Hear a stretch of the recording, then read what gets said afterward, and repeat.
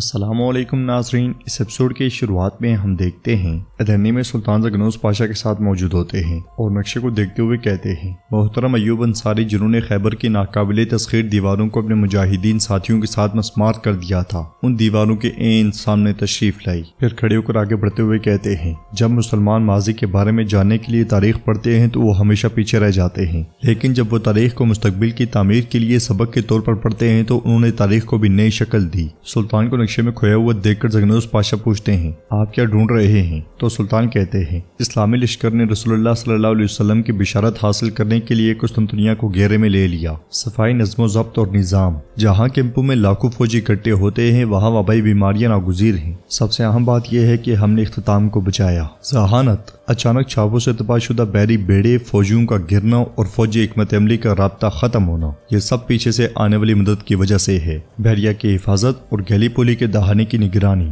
تو زگنوس پاشا کہتے ہیں، اب وہ ہنگری اور رج سے تعاون حاصل کریں گے۔ جرمن کہتے ہیں کہ وہ اپنی مصیبت میں ہیں۔ ورانا کے بعد فرانسیسی اور انگریز کافروں نے آپ کے سامنے آنے کی ہمت نہیں کی۔ ایک ہی امکان باقی رہ گیا ہے، پوپ اور لاطینی۔ ناظرین، اس کے بعد ہم دیکھتے ہیں کہ جنگل سے جاندارلی سلیمان پاشا اور سپاہیوں کے ساتھ آگے بڑھ رہا ہے۔ سلیمان پاشا کہتا ہے، ہم اس قلعے سے پیچھے نہیں ہٹنے والے تھے پاشا، ہم دوغان اور اس کے آس پاس والوں کو تلوار سے مارنے جا رہے تھے۔ تو جاندارلی اس سے کہتا ہے، کیا دوغان کافر ہے جسے تم اپنی تلوار سے مارو گے سلیمان پاشا؟ جواباً سلیمان کہتا ہے، ریزو میری آنکھوں کے سامنے جہازوں کے ساتھ قسطنطنیہ پہنچ گیا۔ تو جاندارلی کہتا ہے، یہ سلطان محمد ہی تھا جو ہمارے سامنے آیا اور کھیل بگاڑ دیا۔ سلیمان پوچھتا ہے، سلطان جس نے محاصرے کی اتنی تیاری کی ہے اناج کی منتقلی سے کیوں چشم پوشی کرے گا؟ جاندارلی کہتا ہے، ظاہر ہے کہ سلطان محمد کا ایک منصوبہ ہے، لیکن جاندارلی کا بھی اپنا ایک حساب ہے۔ سلیمان رکتے ہوئے کہتا ہے، میرے پاشا برائے کرم صاف صاف الفاظ میں کہیں۔ تو جاندارلی بھی رک کر اسے جواب دیتے ہوئے کہتا ہے، میں یہ کہہ رہا ہوں کہ سلطان محمد اور ریزو ہمارے درمیان آ کر کھیل خراب کر چکے ہیں، لیکن اگر موت بھی آ جائے تو وہ میرے راستے میں نہیں آ سکتے، اور یہ بھی جان لو کہ جب تک تم اپنے بھائی کی جان نہ لے لو مجھ پر اعتبار نہ کرنا۔ یہ کہتے ساتھ ہی جاندارلی گھوڑے کو دوڑا دیتا ہے۔ ادرنی میں زگنوس پاشا سلطان سے کہتے ہیں، لاطینی اور بازنطینی تنازعات کا شکار ہیں، ان کے خیال میں اس کی وجہ فرقہ وارانہ تصادم ہے، تاہم اصل مسئلہ قسطنطین کا لاطینی کے ساتھ ہے۔ تو سلطان کہتے ہیں، تم ٹھیک کہتے ہو زگنوس، ہم اسے ایک موقع کے طور پر استعمال کریں گے، کیونکہ اگر پوپ نے بازنطین کی حمایت کا فیصلہ کیا تو ہمارا کام بہت مشکل ہو جائے گا۔ زگنوس پاشا کہتے ہیں، نوترس جو آپ کے سامنے آتا ہے ایک عقیدت مند آرتھوڈوکس ہے، کیا اس طرح کی مدد وہاں پہنچ سکتی ہے جہاں وہ اور اس کے حامی ہیں؟ یہ سن کر سلطان کہتے ہیں، یہ اس بات پر منحصر ہے کہ قسطنطینوس کیا ترک کرے گا، وہ ایسے وعدوں کے ساتھ آتا ہے جو پوپ کو اپنے مقاصد کے حصول میں مدد فراہم کریں گے۔ تو زگنوس پاشا پوچھتے ہیں، وہ زمینی راستے سے ہمارے حملہ آوروں پر اور سمندری راستے سے ہماری بحریہ پر کیسے قابو پائیں گے؟ جواباً سلطان کہتے ہیں، انہوں نے یقیناً اس کے بارے میں سوچا ہوگا، تاہم ہمیں اس کے برعکس صورتحال پر بھی غور کرنے کی ضرورت ہے۔ ایک معمولی سی غلطی ہمارے لیے ہزار پریشانیوں کا باعث بن سکتی ہے۔ ہر بندرگاہ اور ہر قصبے میں فوجی دستے تعینات کریں، ذرا سی حرکت کا پتہ چل جائے تو باخبر کریں۔ ناظرین، اس کے بعد ہم دیکھتے ہیں کہ قسطنطنیہ میں قسطنطینوس گودام جلنے کے بعد پریشان ہوتے ہوئے کہتا ہے، اتنی محنت اور منصوبہ بندی ضائع ہو گئی۔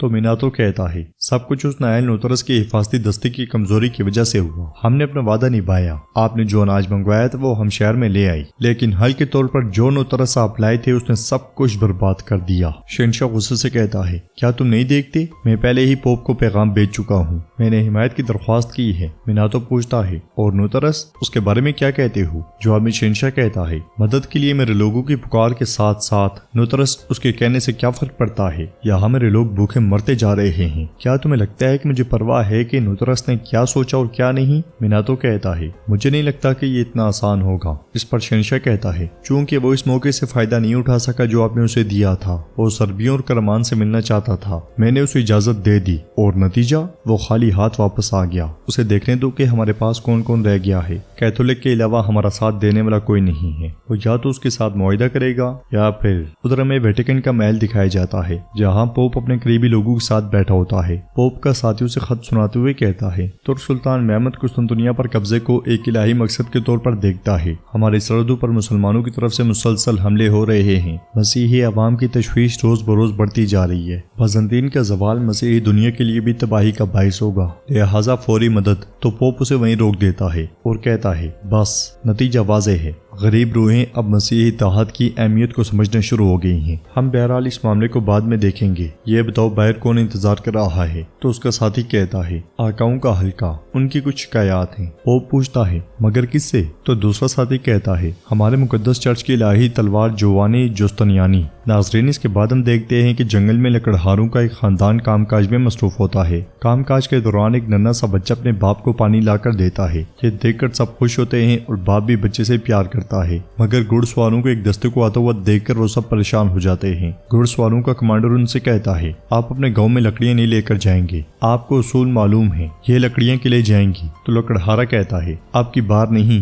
مگر کمانڈر سپاہیوں سے کہتا ہے ان کی لکڑیاں لے لو۔ جواب میں لکڑہارا کہتا ہے تم انہیں نہیں لے کر جا سکتے، یہ ہمارا حق ہے۔ یہ کہتے ساتھ وہ کلہاڑا لے کر آگے بڑھتا ہے تو کمانڈر بھی گھوڑے سے اتر کر اس کے ساتھ الجھ پڑتا ہے۔ کمانڈر کے بار بار آگے بڑھنے پر لکڑہارا کلہاڑے کے ساتھ ان پر ٹوٹ پڑتا ہے۔ کچھ دیر کی مزاحمت کے بعد لکڑہارے اور اس کے خاندان کو دبوچ لیا جاتا ہے۔ مزاحمت کرتے ہوئے بچے کو دیکھ کر کمانڈر خنجر پھینک کر اسے بھی مار ڈالتا ہے۔ یہ دیکھ کر اس کا باپ چلاتے ہوئے خالد خالد پکار اٹھتا ہے۔ لکڑہارے کی بیوی بھی خود کو چھڑوا کر خنجر لے کر کمانڈر کی جانب بڑھتی ہے، مگر کمانڈر اس کا گلا بھی کاٹ ڈالتا ہے۔ یہ دیکھ کر لکڑہارا نہیں نہیں نہیں چلا اٹھتا ہے اور کہتا ہے میں تمہیں مار ڈالوں گا۔ جواب میں کمانڈر کہتا ہے میں نے تمہیں کہا تھا کہ عظیم ماتھیوس جو چاہتا ہے لے لیتا ہے، مردہ یا زندہ۔ تو لکڑہارا بھی اس کی آنکھوں میں آنکھیں ڈالتے ہوئے کہتا ہے تم اس کی ادائیگی کرو گے، جوانی جوستنیانی تم سے اس کا حساب لے گا۔ کمانڈر پوچھتا ہے کیا تم بھی اس پریوں کی کہانی پر یقین رکھتے ہو؟ یہ کہتے ساتھ ہی وہ کہہ کے لگانے لگ جاتا ہے تو لکڑہارا اس سے کہتا ہے تمہارا انجام آئے گا، تم سب کے سب مر جاؤ گے۔ سپاہی کمانڈر سے پوچھتا ہے کیا اسے بھی مار دوں؟ تو کمانڈر کہتا ہے